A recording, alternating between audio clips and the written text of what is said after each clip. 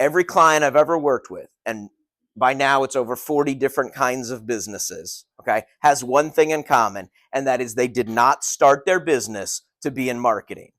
They started their business because they were really good at doing a thing, at making people feel a certain way, at solving a problem for somebody, at building or creating a thing, right? They didn't get in it to be marketing.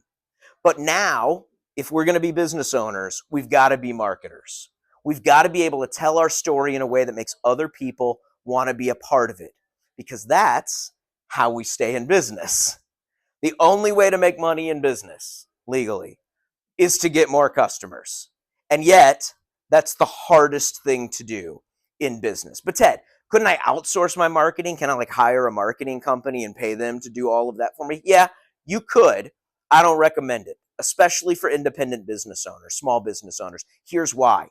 It's your story. It's not the marketing company's story.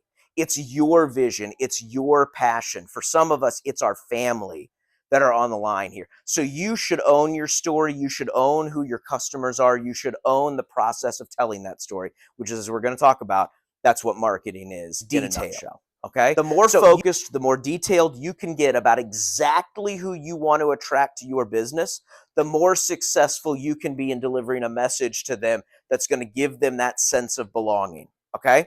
But Ted, I watched a YouTube video on this once. I was told I needed a customer avatar, right? I heard this before, but there's one big problem with that. I am in business and I want to attract more customers, not fewer customers. So shouldn't I talk to as many people as possible? And the answer to that question is no, you should not.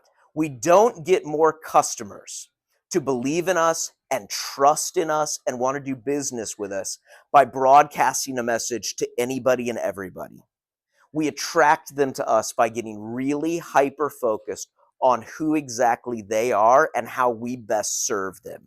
That's what makes them trust us and want to go deeper with us. Okay? Psychographics are the things we can't measure. They're I like to say they're the things that make us tick. Okay? What are their hopes? What are their dreams? What are their desires? What are their fears? What keeps them up at night? Right? How do they want to be seen by other people? Right? When we start to ask those questions, we start to dig into that. What we come up with is a profile of somebody that we can then speak to at an emotional level.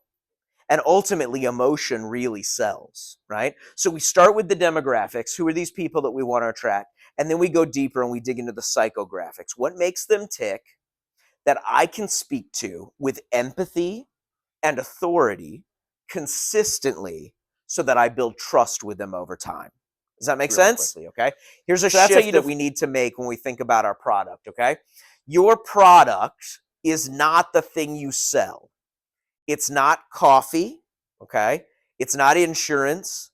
It's not an individual product or even a service, okay? Your product is what you produce for your customers, okay? This is a nuanced difference. And here's the key. What you produce for your customers or in your customers is something emotional. That's what we want to tap into. Something emotional that you produce in and for your customers. But Ted, I'm a B2B business. I don't deal with people. I deal with businesses. No, all business is human to human. B2C, B2B, B2G, it doesn't matter. It's human to human. Somebody who's going to listen to your message and make a decision wants to be seen and know that you get them, and they want to be spoken to on an emotional level. So we talk about our